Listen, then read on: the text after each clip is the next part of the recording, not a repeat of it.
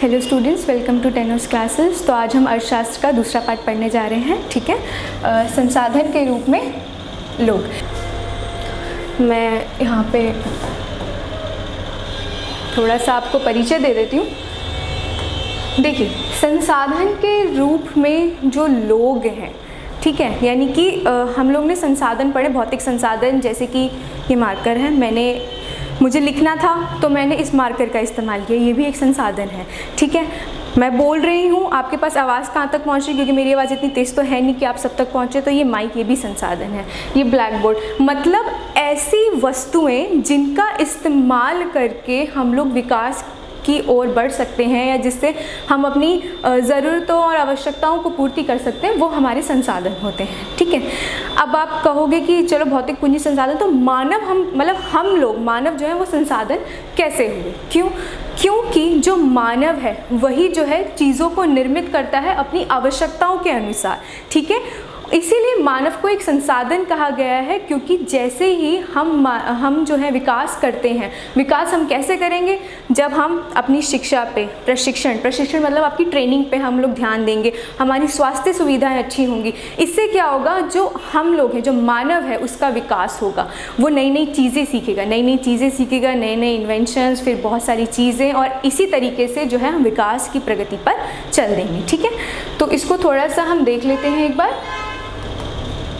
संसाधन के रूप में मैं अंडरलाइन कर रही हूँ, संसाधन के रूप में लोग वर्तमान उत्पादन कौशल और क्षमताओं के संदर्भ में किसी देश के कार्यरत लोगों का वर्णन करने का तरीका है। यानी कि हम संसाधन के रूप में लोग, मतलब ये कहना चाह रहा है कि किसी देश में, किसी एक देश में जो है कितने लोग जो है कार्य कर रहे हैं, कार्यरत लोगों का वर्णन करने का तरीका ही मानव संसाधन के रूप में बताता है। ठीक है, तो इसमें हम सकल राष्ट्रीय उत्पाद या सकल घरेलू उत्पाद जो है, ये दोनों आपस में संबंधित कैसे हैं। तो ठीक है, एक चीज़ इसका हम देखेंगे, लेकिन उससे पहले हम ये देखते हैं कि दूसरे संसाधनों की भांति जनसंख्या भी एक संसाधन है। जो मैंने अभी आपको पॉइंट बताया है कि हम जो लोग हैं, जो जनसंख्या है, वो संसाधन। अच्छा देखो, अगर आप जनसंख्या की हम बात करें, ठीक है, अगर हम जनसंख्या की अगर हम बात करें तो इसके देखो, हर चीज़ के दो पहलू होते हैं। ठीक है, एक होता है नकारात्मक, एक होता है सकारात्मक। अगर हम नकारात्मक, जैसे अगर हम जनसंख्या लें तो नकारात्मक क्या है कि जैसे जनसंख्या ज़्यादा बढ़ती है, गरीबी बढ़ जाती है, आर्थिक विकास में दिक्कतें आती हैं। ये हम थोड़ा सा आगे पॉइंट डिस्कस करेंगे, मैं आपको सिर्फ खाली भी बता रही हूँ। लेकिन अगर हमारे पास जनसंख्या ज़्यादा है, जनसंख्या ज़्यादा मतलब कि अच्छी जनसंख्या, जिसमें हम जो है निवेश करके प्रगति की ओर बढ़ सकते हैं, तो जनसंख्या का हम एक फ़ायदा क्या है कि हम जो है इससे विकास की प्रगति सबसे ज़्यादा कर सकते हैं।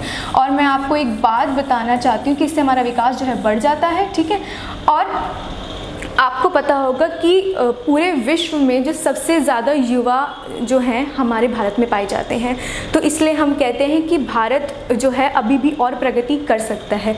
ठीक है, तो ये एक मानव संसाधन है। यह विशाल जनसंख्या का एक सकारात्मक पहलू है। मैंने आपको अभी बताया कि दो पहलू हो सकते हैं, एक तो होता है नकारात्मक, एक होता है सकारात्मक। ठीक है, क्या कर सकते हैं? नकारात्मक पहलू आपने देखा कि भोजन, शिक्षा, और उसमें जब हम तक नहीं पहुंच पाती तो हम थोड़ा परेशान हो जाते हैं, हमारा दिक्कतें आती हैं। लेकिन हम क्या कर सकते हैं, जो हमारे पास जनसंख्या है, जो हमारे पास जनसंख्या है, उसमें हम क्या कर सकते हैं, उसे शिक्षित करना। शिक्षा का क्षेत्र हमारा, ठीक है, उसे हम शिक्षित कर सकते हैं। प्रशिक्षण मैंने आपको अभी बताया, आपकी ट्रेनिंग होती है। ठीक है, आपका प्रशिक्षण।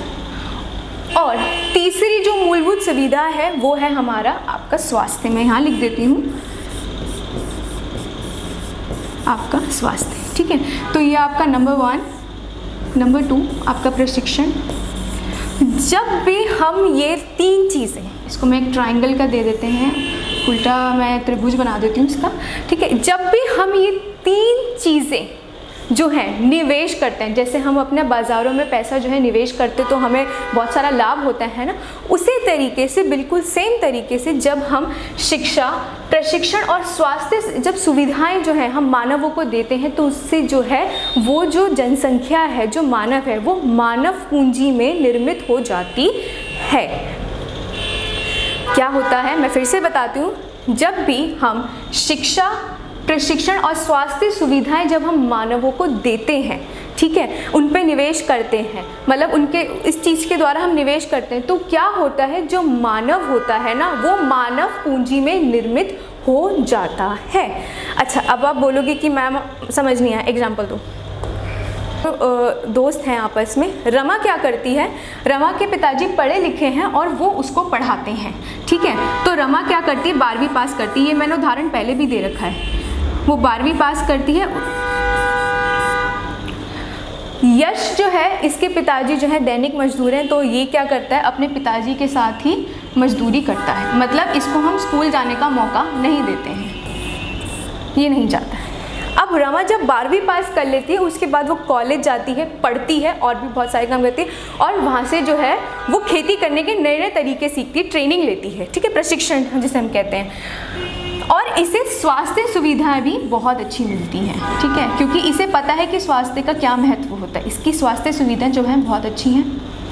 लेकिन यश क्या करता है, ये मजदूरी करता है अपने पिताजी के साथ, तो इसे इन सब चीज़ों के बारे में, इसकी स्वास्थ्य सुविधाएं जो हैं वो ज़्यादा अच्छी नहीं होती हैं, ठीक है, मान के चलते हैं थोड़ा सा इसकी गिरावट। अब क्या होता है, जब ये 5 या 10 साल बाद मिलते हैं तो यश अभी भी क्या कर रहा होता है, वो मजदूरी ही कर रहा होता है, और जो रमा है वो क्या बन जाती है, वो पढ़ लिख के खेती के बारे में जो है सबको बताती है, विभिन्न तरह की खेतियों के बारे में जो है वो प्रशिक्षण जो है दूसरों को देती है, वो अपना एक प्रशिक्षण केंद्र खोल लेती है, खेती प्रशिक्षण केंद्र जो है खोल लेती है।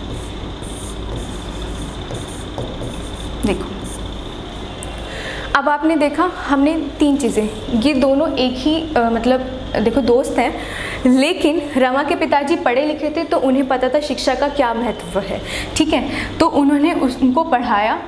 यश के पिताजी जो है मजदूर थे, दैनिक मजदूर थे, तो उसने अपने पिताजी के साथ अपना घर चलाने के लिए जो है अपनी मजदूरी करना शुरू कर दिया।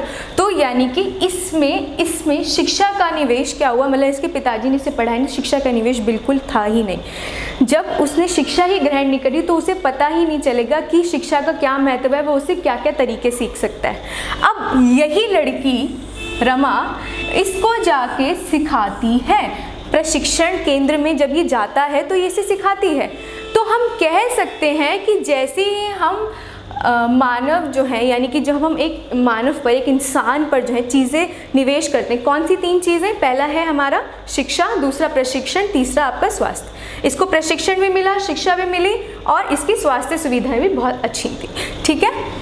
स्वास्थ्य सुविधाएं, अब आप बोलोगे कि मैम इसका क्या, हम इसको कैसे जो है जोड़ सकते हैं। देखिए, बात समझने की ये है कि अगर आप स्वस्थ हैं तभी आप सारे कार्य कर सकते हैं, ठीक है।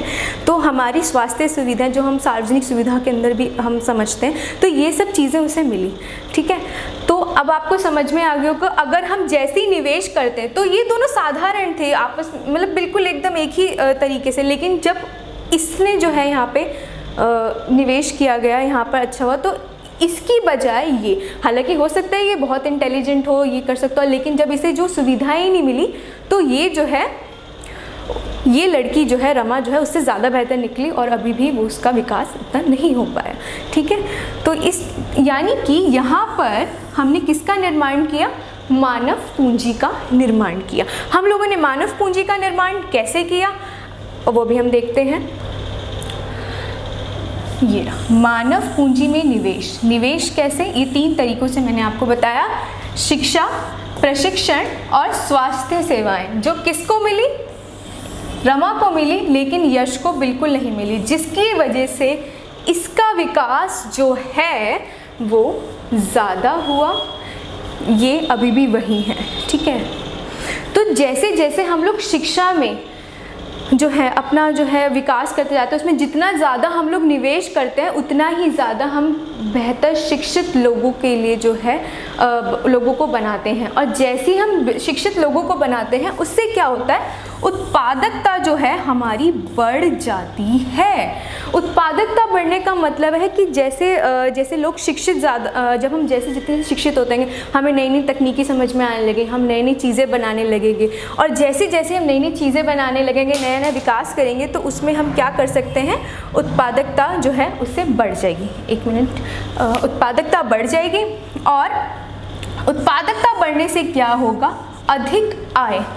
जितने ही ज़्यादा हम चीज़ें बनाएंगे, जब हम उन्हें बाज़ार में बेचेंगे तो हमें उतना ही ज़्यादा लाभ होगा, और उससे हम जो हमें पैसा मिलेगा हम उससे आगे और निवेश कर सकते हैं।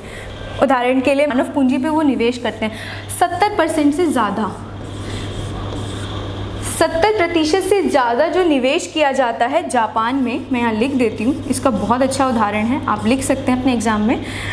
70% से ज़्यादा जो निवेश किया जाता है जापान में वो मानव पूंजी पे किया जाता है, क्योंकि उन्हें पता है कि अगर हम मानव पूंजी पे जितना ज़्यादा निवेश करेंगे, जितना हम संसाधन के रूप में लोगों को हम जितना जो है अच्छी सुविधाएं देंगे, उससे क्या होगा, उनके देश की जो आय है या उनका देश है वो उतना ही प्रगति करेगा। यही कारण है कि आज जापान जो है तकनीक में सबसे आगे है। क्योंकि उसका 70% से ज़्यादा भाग या 70% भाग जो है वो किस में जाता है, मानव पूंजी में। वो निवेश कहाँ करता है, सबसे ज़्यादा मानव पूंजी में। समझ में आई आपको बात?